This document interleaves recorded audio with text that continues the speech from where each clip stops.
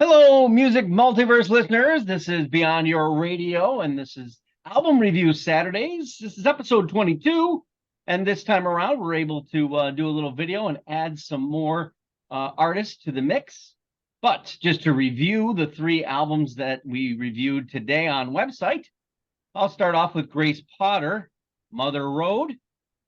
Grace, again, here is a vocalist of many talents. She can really yelp with the best of them. She's got wicked range, and in this album, she kind of goes for a solo dusty gravel venture that kind of leaves the old Grace Potter and the Nocturnals aside for a bit. Although you do have that first track that keeps you in that grace that you were expecting, but that's over the minute you hear the car door. And yes, there's a car door that opens, and you go down Mother Road with her. I kind of think this album is a Bonnie Raitt, Sheryl Crow kind of love fest.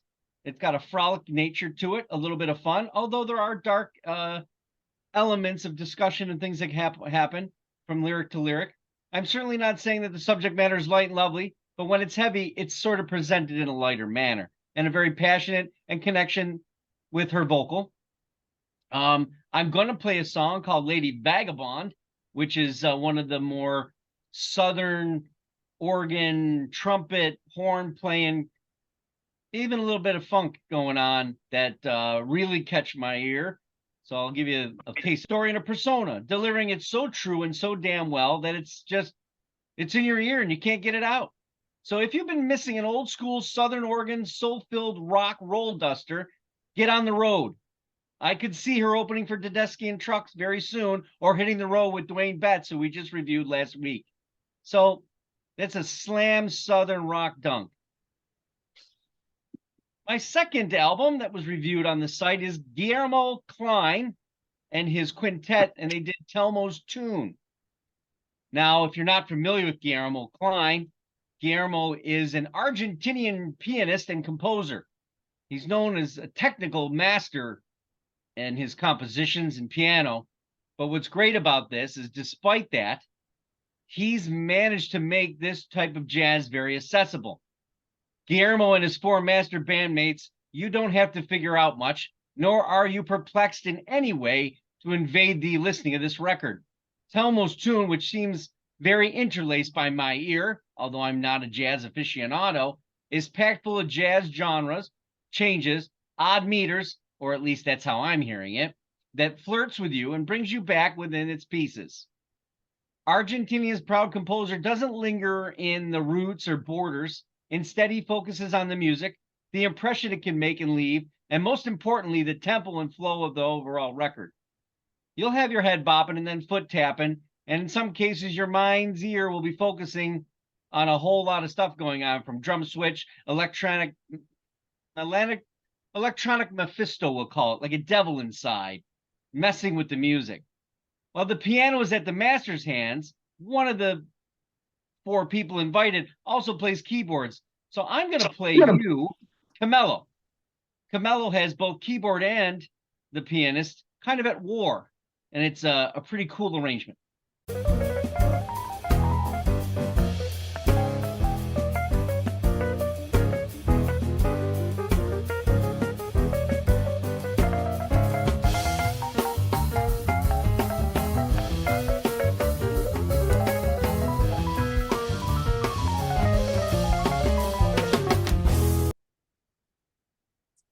This album can be eerie in a moment, gorgeous in another, and commonly cool in an instant. It's a great record. It's got groove. It's got balance. It's everything you want in a jazz record. And technically, for me, one of the best jazz records of the year. You can be cheeky all over with Mr. Cheek and his sax. You can be tripping on Geneviese's spacey keyboarding, or you can be trying to drum the mimic with Pavolka. It's up to you. Tune in. This will tickle you. And not tickle you, Elmo. Finally, on the ones that were reviewed, I dove into Rick Springfield, and panelist, the Grateful Dude, joining me now, also listened to said record. I don't even know why I decided I wanted to listen to this, but in all honesty, I was pleasantly surprised that I wasn't tuning out quickly and trying to write this review as fast as possible. What did you think, Grateful Dude? Well, it wasn't of the two albums I reviewed today with you, or about to review. This was my least favorite. I don't know. I remember Rick Springfield a lot more lively, a lot more fun, interesting song. This was like boring, almost like an afterthought. I couldn't get into it. It just, I mean, I listened to it all, but it was a push to listen to it all. I would have gave up halfway through if I knew it wasn't a review. But I don't know. I think he should think twice about doing another album if it's going to be as mediocre. I'm not going to say this is bad or unlistenable, but it definitely didn't do the Rick Springfield I know just. Well, that was kind of part of my review today.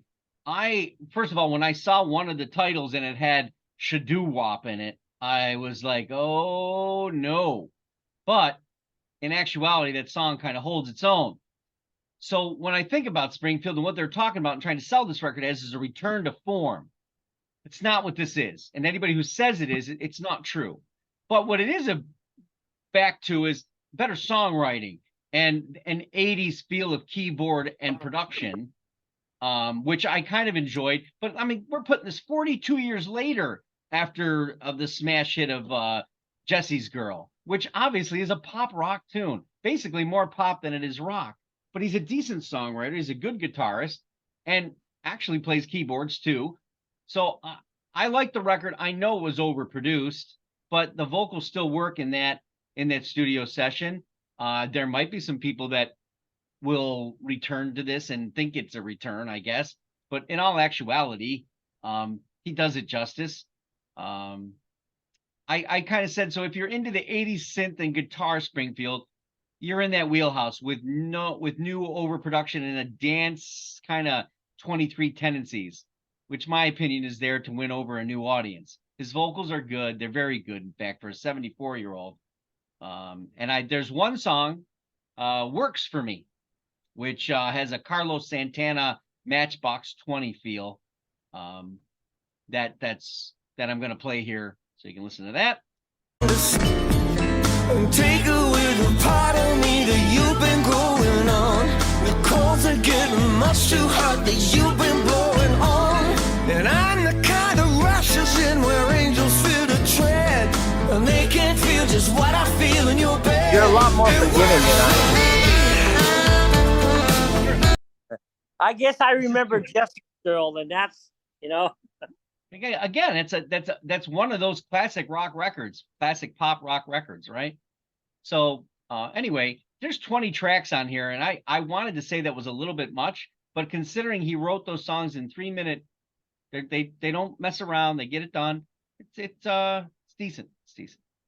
So let's move on to this guitarist extraordinaire, Wolfgang Van Halen, his Mammoth 2. Grateful Dude, I'll give it the floor to you. Like father, like son. This guy rocks. Okay. I really didn't expect, I was, of course, I like Van Halen to a certain degree. Eddie had more talent in his little finger than half the guitarists in the world. The guy was masterful. And did he always play my style of music? No, but there's a lot of stuff he had. And when he teamed up with David Lee Roth and stuff, they were, hard to top. His son loved it, loved the record. Only listen to it once because I was on a short time frame, but I got a good listen out of it. And after I'm done with this video today, I'm going to listen to it again. He shreds. The guy can shred. There's no question. Sounds like if you close your eyes and don't think that Eddie's dead, then you would think it might be him, because a lot of the same styles, a lot of the same riffs, some of the same shred. The guy has mastered the axe. He really has. I like the songs on it. There's a few really, really good rockers on there.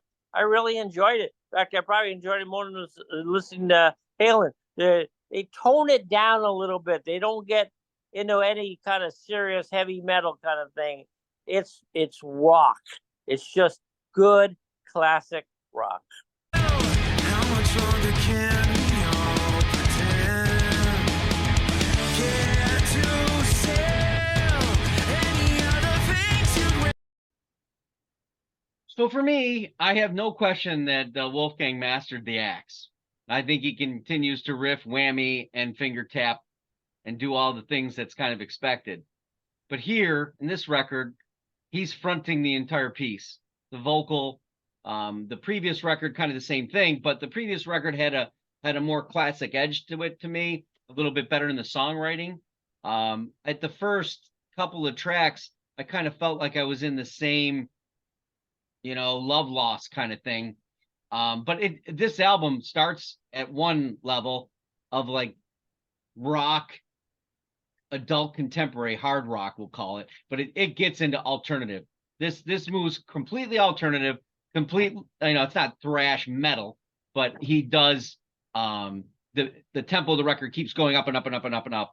And that worked for me very well. But it's an alternative hard rock record. And what's great about it is if you've got this in your ears, you can hear in the background all the other tendencies of the finger tapping. Some of the stuff is not over the top. It's in the background. Some of it's over the top, then it's back in the background. It's truly unique in that, in a guitar ear perspective. I think some people will probably forgive the lyrical content because it seems similar from track to track to me. But I don't know. Does that apply to you?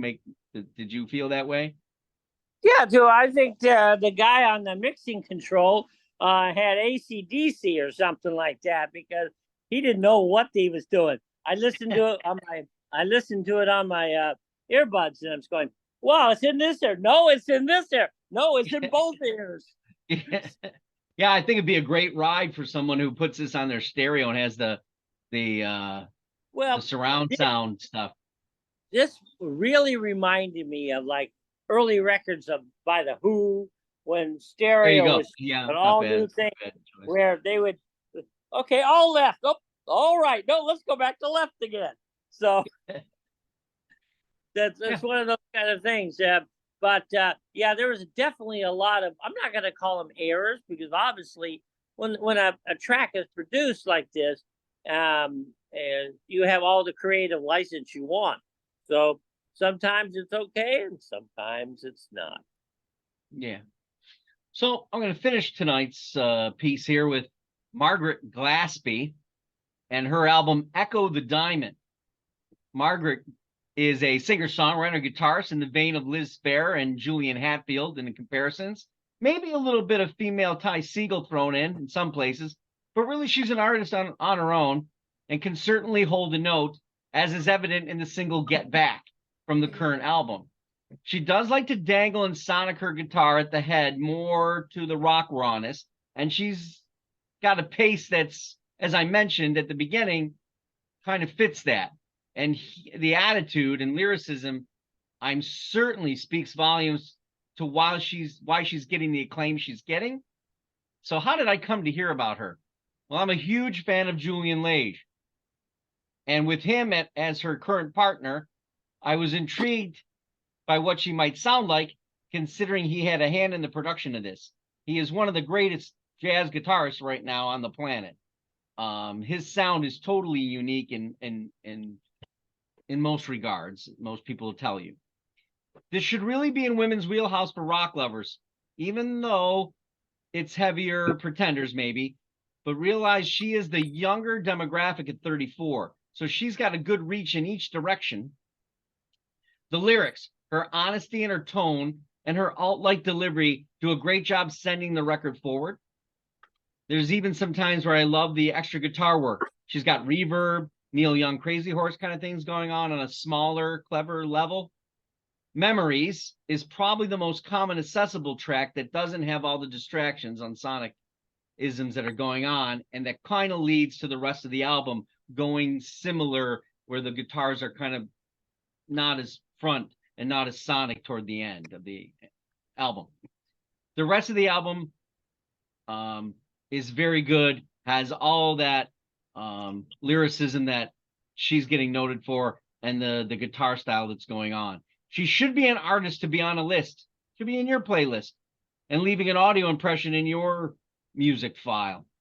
Again, that's Margaret Glaspie, Echo the Diamond. I'm out here dodging stones and sticks, building a house brick by brick. So I got the Grateful Dude is in the kitchen. In the kitchen with Grandma.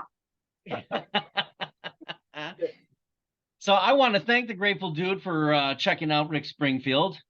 Not as much love in that, but for also checking out Wolfgang Van Halen's Mammoth 2.